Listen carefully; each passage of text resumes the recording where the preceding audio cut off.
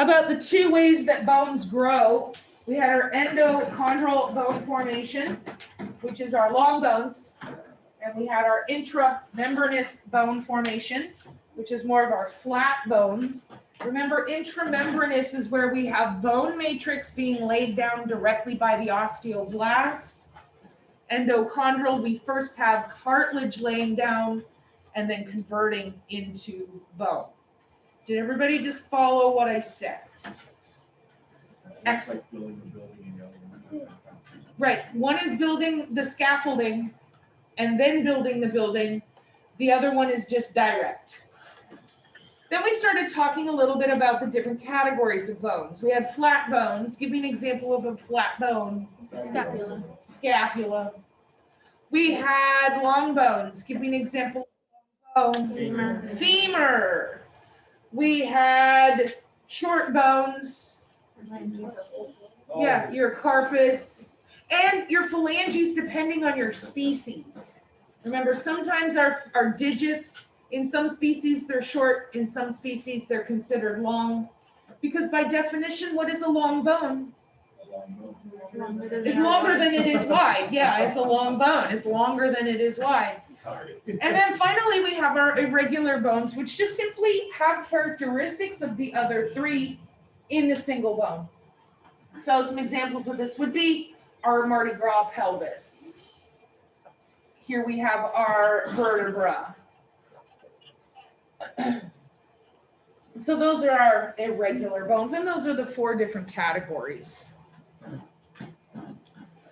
Now, inside the bone, we do have kind of a void, and this is the bone that we call it the intramedullary cavity, and this is where your bone marrow is. Bone marrow is delicious.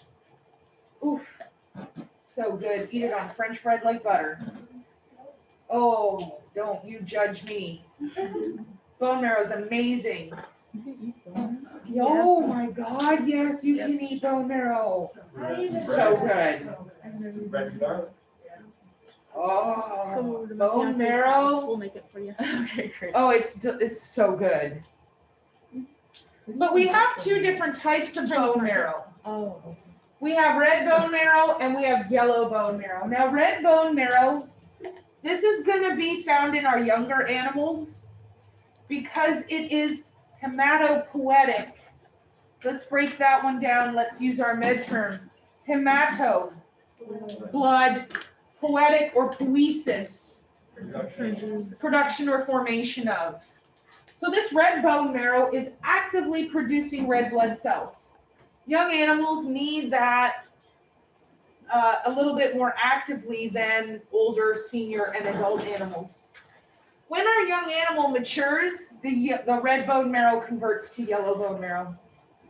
This is more fatty, more adipose, hence it makes it yellow.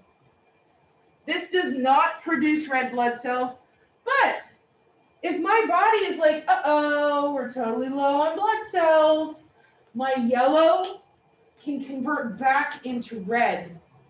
So if we're going to look at these really by definition, red bone marrow is actively producing bone cells, yellow bone marrow is not.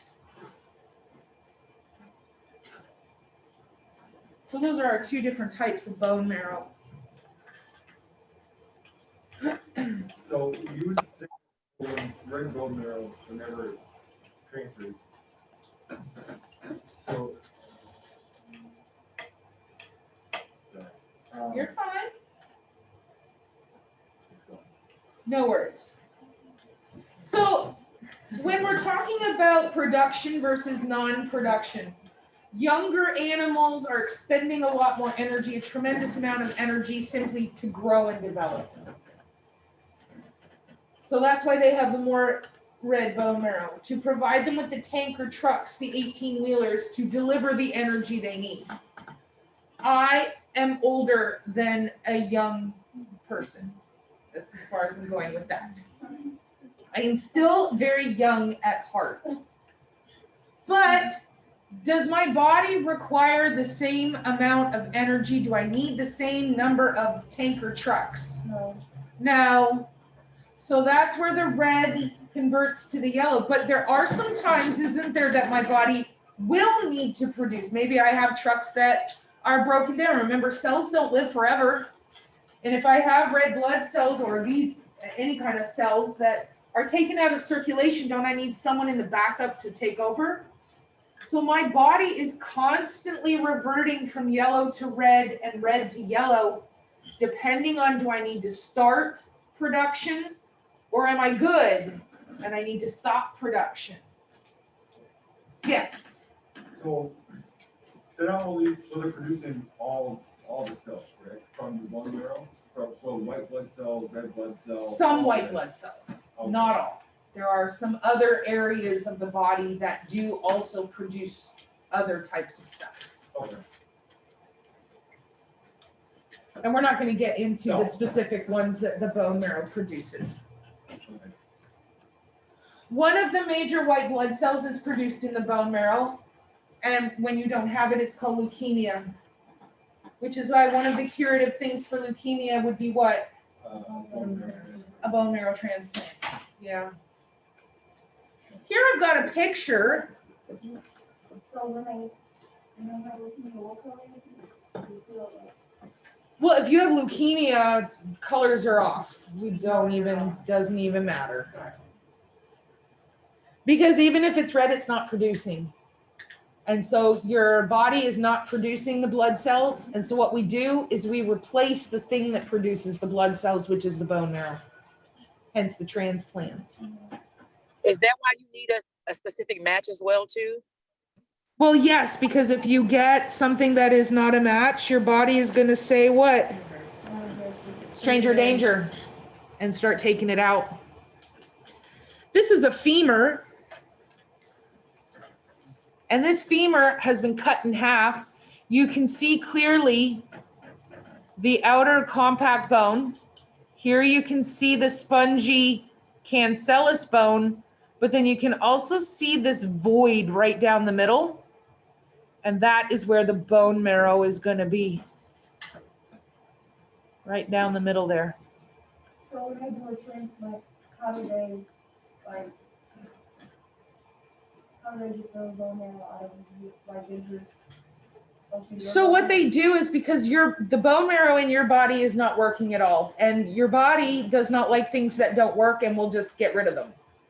So you might be working with very little to no bone marrow. No, I'm saying, how do they retrieve the bone marrow out of the Oh, so I know, now we don't do this in animals. So my very limited knowledge on this procedure is just from my deep dives personally. One of the larger bones is your pelvis. And what they do is they stick a giant needle right down the middle of your pelvis, in the wing of your ilium, down here into the ischium. And they suck out the bone marrow from the recipient, and then they are able to use it and inject it and transplant it into the recipient is the person that gets it. The donor is the person that, yeah. So in the bone marrow, the donor will just like regenerate? Well, that's the plan. Hopefully. If it doesn't, then we're in big trouble. But optimally, yes. There's bone marrow. That's what it looks like. That's red bone marrow. Super expensive. Holy smokes, bone marrow to eat it. Oof. You're better off buying some beluga caviar. It's the cheaper option. Did what? No, it's not. It's really not. I promise it's not. Honestly, that looks good. Yeah. Oh, it really does. My God, you guys are always hungry, aren't you? Yeah. You guys are always hungry. But, I mean, it obviously doesn't look like that when you get it. No. It looks, you know what it looks like? Have you ever had like an apple butter?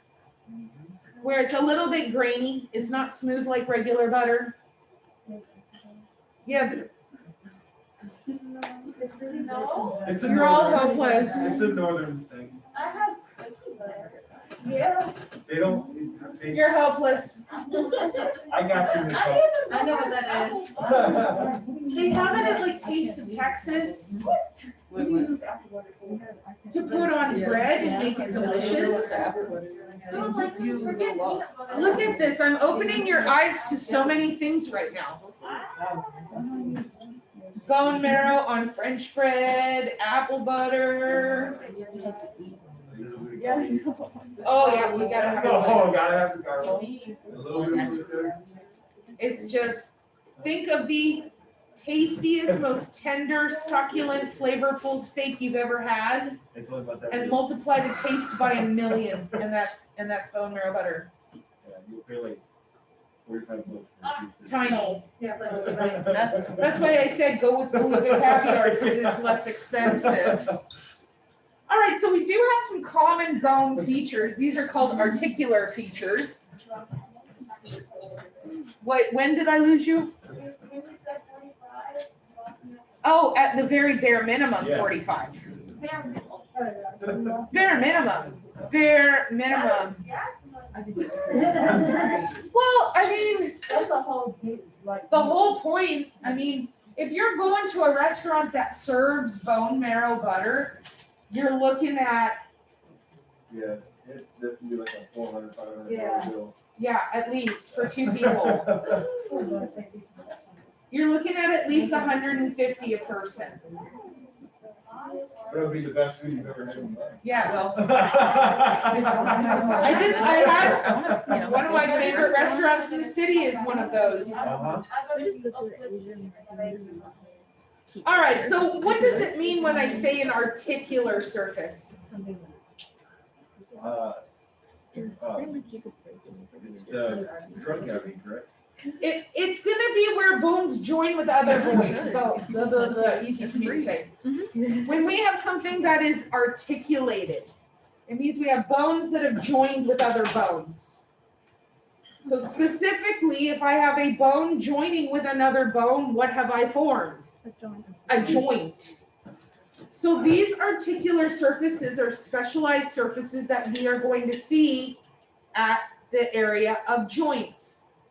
One, and I think you covered these in med term, yes? One of them is called a condyle. Here I have a femur. This is a bovine femur. And here at the distal end, because there's where the kneecap goes, the patella. So I know this is distal and this is proximal. And if we flip this around, these two rounded edges are the condyles. And when I am bending my knee like this, it is these condyles that allow that nice rounded edge to have that nice smooth movement. Here I have the medial condyle and the lateral condyle. The head, I can tell you this head on this femur right here is another rounded surface that forms the ball of a ball and socket joint. So if I were to get this Mardi Gras mask like this,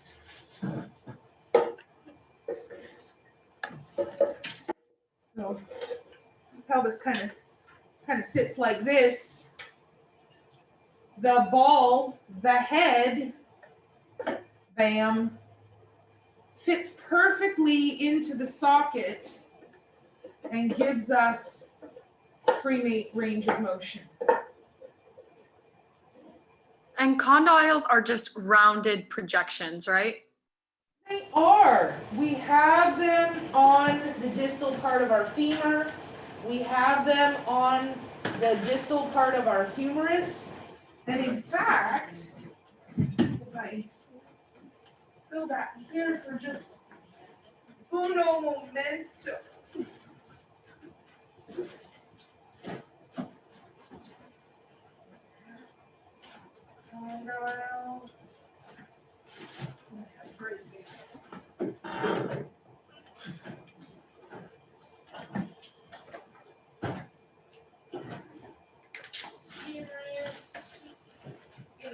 second.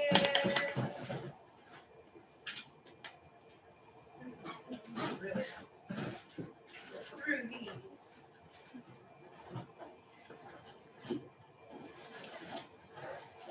Need a femur.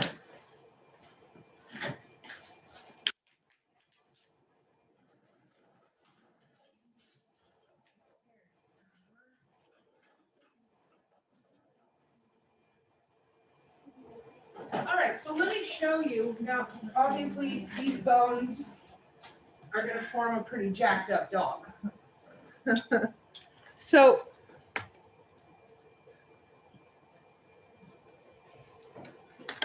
here I have, get it in there. Here I have a humerus. So there's the head of the humerus. At the distal end of the humerus, I have these rounded condyles. And the distal end of my humerus attaches to where? My radius. What's happening? There we go. My radius and ulna. So what happens is my humerus and my radius and ulna. Now, obviously, do these two bones fit together? No, but if they were of the same size, you'd get a better idea. But this right here in between these two condyles fits perfectly in this groove right here. And now we have the movement because of the rounded condyles. On the same aspect, here, this is all I could find as far as a femur. So here's a femur. Here you've got your condyles. Here I have a tibia, fibula. Remember, we tell a little what? To who? Yeah, fibula, tibia. And do you see how we have these little grooves right here and here? Well, look what fits perfectly if it was the right size. Look what fits perfectly. And now we can bend. So that's why on here we have those condyles. And then of course, on our humerus, ball and socket joint, we have a head. Femur, ball and socket joint, we have a head. Does that make a little more sense now that you can see it moving around?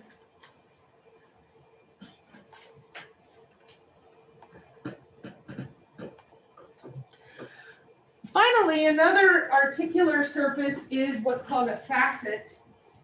And a facet is just a small flat area. We have a whole bunch of them on our vertebra. So if you're lucky enough to have a ring with a gemstone, it doesn't matter what kind of gemstone, diamond would be optimal, but anything. If you look at it and it sparkles, and at each sparkle, there are usually two flat edges that come together in a shallow point. That's what makes it sparkle. You can all take a look at your rings. Look at them in the light, and you'll see these little flat areas that reach a peak that make it sparkle. Those are called the facets.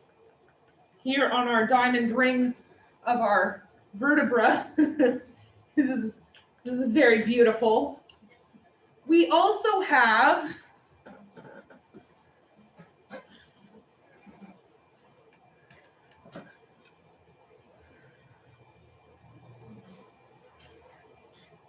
flat surfaces. So these flat surfaces, these facets, help to engage with the next vertebra and keep it locked in place.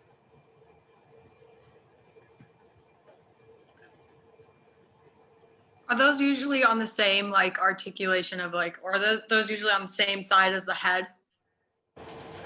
No, you can have these facets on either side, on the cranial or the caudal aspect of the vertebra. Because it's the vertebra snaps together like Lego. And so it's these little facets that help snap it together and keep them engaged with each other. all of these joint surfaces, these articular surfaces are covered by cartilage. Not telling you any shocking information. This cartilage helps to prevent a bone rubbing directly on another bone. If you have a bone rubbing directly on another bone, holy smokes, it is so painful.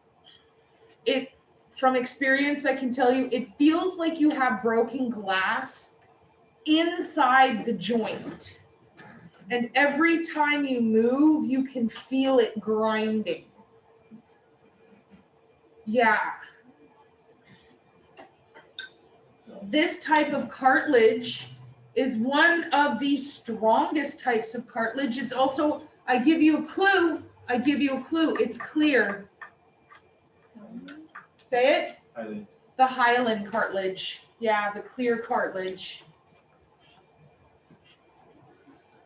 So there we have our condyle. I just showed you a picture.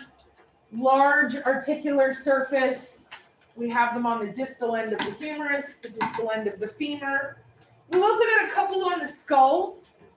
I can grab one of my skulls while you guys are furiously writing your notes. Come with me, my ram.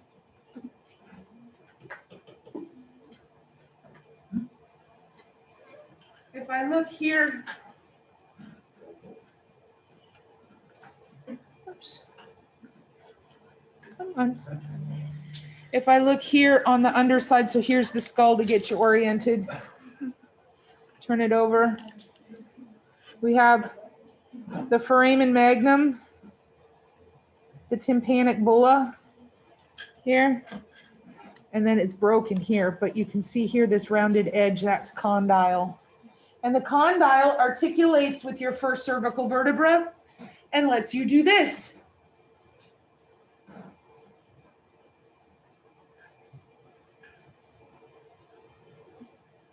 Practice that all day, you guys. It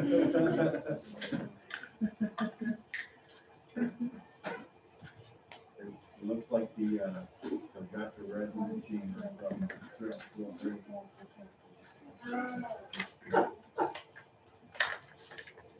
So those are some areas that we have. We also have a condyle here, rounded edge in your jaw, which is the only movable part of your skull. It's really anywhere that you have, it's almost most oftenly seen with a hinge joint.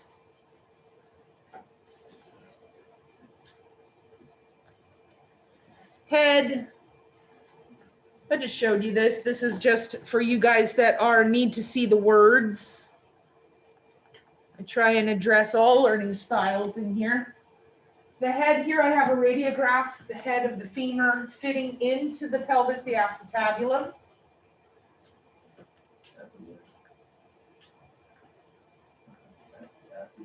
What? Acetabulum, which is the socket.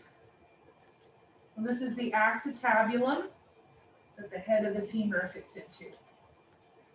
We'll get into that when we get into the pelvis. I'm just saying these words so you've heard them before. You don't have to be furiously writing down acetabulum just yet. Isn't it though? It's very fun to say. Now, there is a health condition that involves the head of the femur and the acetabulum. And this condition causes the acetabulum, normally you want it to be like this. You want it to be nice and secure. But what happens is the acetabulum gets flat and shallow, and it allows the head of that femur to move. And then the head of the femur gets flat until eventually we've got this. Tell me what condition that I'm just describing. Say what? I don't know who said that. Canine hip dysplasia is where we have a shallowing of that acetabulum, and it allows more than average movement of the femur. Yeah, well done. And I know it's kind of like irrelevant, but can cascade dysplasia? Not commonly known. Theoretically, can they? Well, yeah, anything with hips can get hip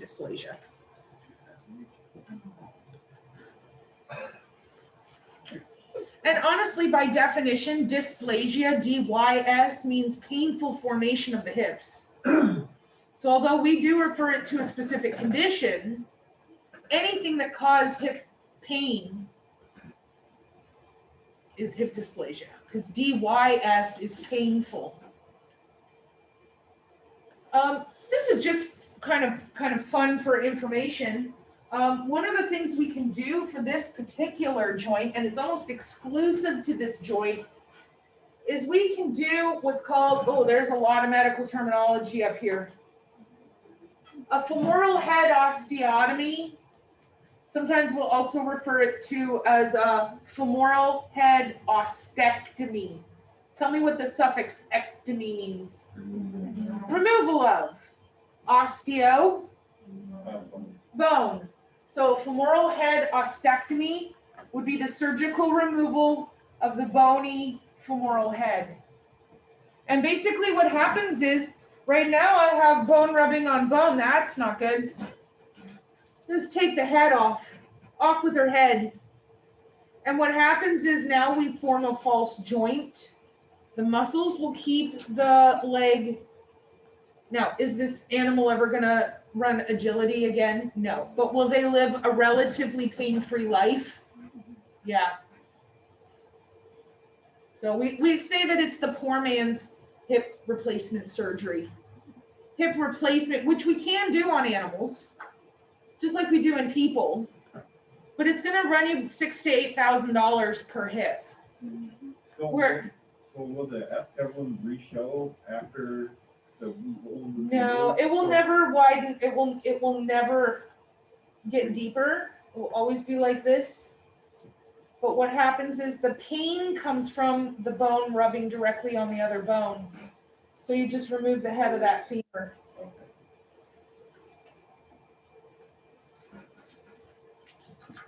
And you said the false joint is the most, it's just muscular in that area? Yeah, so if I have my femur and my pelvis, and I have this bone rubbing directly on the other bone, you have literally a buttload of muscles holding your femur in place, along with the very, very tight ligaments holding bone to bone. When I remove this head of the femur, now this is gone. Literal buttload. It's your gluteal muscles that hold your femur in place. So those muscles are intensely strong. They're some of the largest muscles in your body. And so even though now I have nothing to engage in the bone, right? I don't have anything because the head's gone. The muscles are going to help to keep the bone from just be like, I'm gonna leave now and just fly away. So we have a lot of other anatomical connections that are being made and strengthened to compensate. I had a Julie, my old lab, had hip dysplasia. She had what was called a traumatic hip dysplasia. She'd been hit by a car before I got her. And so we did an FHO when she was like 2 years old. That dog lived to be over almost 16 years old. Now, later in life, did she get some arthritic changes and start going lame again? Yeah. Yeah, she would do what's called bunny hop. When she ran, her two back feet went together. But she did very, very well. And she would run, we would have to run her with the bicycle because she was just a trip to try and walk. I had to get her a backpack and load it down with bricks because she was one of those that would walk like this. Typical lab. But if I put the backpack on her, she was like, need to carry the bricks, need to carry the bricks, need to carry the bricks. And she would walk in a dead straight line. She had something to focus on. Here we have the facet. As I said, it is a small flat area. We see it commonly in the vertebra. We all looked at our rings, at our gemstones, at the facets.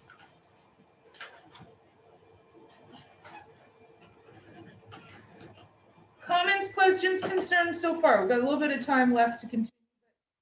Is everyone on the, where are we? On the bus? Oh my goodness gracious. Douglas is having trouble staying on the bus. Oh my goodness gracious. Douglas went on strike on last night. Like he went, have you ever had that happen where your Douglas just goes on strike? I have, so my end of term is coming up too. So I have this week, I have assignments next week, and then my finals. But I have 4 assignments that I have to do this week. I have 2 discussions, a case study, and some end of term paper. I don't even know what. And so usually about 7:30, I go set up my computer and I do homework. And Doug was like, no, that's not happening today. You're going to sit here and you're going to watch Game of Thrones until it's time to go to bed. And that is all you're going to do. And he did let me play a little bit of Animal Crossing. I had to go check my island.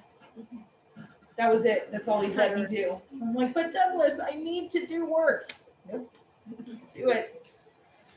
So now I got to do 2 assignments today instead of just 1. Sometimes that's great. Usually I just couldn't do it. I started looking at my Canvas on my phone, same thing you guys do with your Moodles. And I'm looking at the assignments and I was just like, the first one that popped up was equine and Doug just went, nope. Nope, we're not doing that. And I'm like, how about if we do a little bit of government, Doug? He's like, nope. And then I was like, but you love doing case studies, Doug. This looks like a great case study. No. Well, I'm glad we had one test today, we have 2 tomorrow, I'm supposed to take all 3 of them on the same day. Right? Give the a little bit of a reprieve. Little bit of a reprieve. All right, so we also have, this is just additional terminology. We have something called a process. And a process by definition, sorry, horsey, I'm sorry. A process is just a projection off of the bone. So here I've got my vertebra. Here's something coming off of the body of the bone. Here, these are known as the transverse process, the dorsal process. Here I have my scapula. You see how we have a piece that comes off the main bone. It's called the spinous process. And so a process is just an attachment point. For example, on your scapula, let's hold it the right way, Miss Huff. Here we have a scapula, and you have a big, huge tubular muscle that fits right here, and you have a second muscle that fits right here. And these are the muscles that sometimes you keep your tension in, and you can feel they're the ones that get really badly knotted. But the spinous process is an attachment point. It forms a little shelf and a little roof for those 2 muscles to attach. Here with our vertebra, we've got all kinds of things going on to keep them attached. So we have our spine, our transverse process, and our dorsal process. So it's just stuff coming off a bone for other attachment points.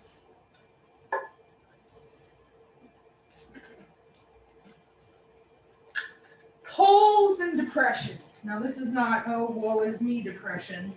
This is a depressed area, meaning just a shallow, kind of a shallow groove. So first off, foramen. You all know the term foramen. You talked to me about it just yesterday. A foramen is a big hole.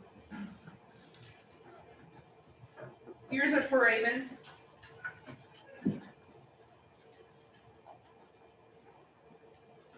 This is the foramen magnum. Here's a foramen that makes the eye holes in our Mardi Gras mask. These are known as the obturator foramen. Again, don't furiously write that down. I'm just saying the words so you've heard them. These foramen, I've been arrested. These foramen Number one, help to take down the weight of the bone. But number two, we have two ginormous nerves that come directly off of our spine. So the spine is coming down like this. And these two big nerves then move to the front and go down and innervate the legs. And they happen to be the obturator nerve. And the obturator nerves make the back legs work. You got a bunch of other nerves like your sciatic. But the obturator one is a great big one. And what can sometimes happen is that when you have the baby, I'm out now on the inside, and look, I'm being born, you guys. I'm a baby being born. But do you see what I'm compressing potentially? The nerves. And you can end up with something called obturator paralysis. But anyway, so this is our foramen holes. And then the fossa, as I showed you, here on either end of our process, we have the process here. And I encourage you to come up and take a look, but if I'm moving this, do you see how this is very slightly bowed in? And it forms a lovely depression for my muscle to sit. That's a fossa. And in fact, here, if we use our medical terminology, we have the supraspinous fossa and the infraspinous fossa, above and below. Time flies when we are having fun talking about heartworms and skeletal system. Comments, questions, concerns? Everybody's okay. I'm going too fast, too slow. Is the speed all right? Fabulous, yes. For the final, is it gonna be the first day we come back? It's gonna be that. No.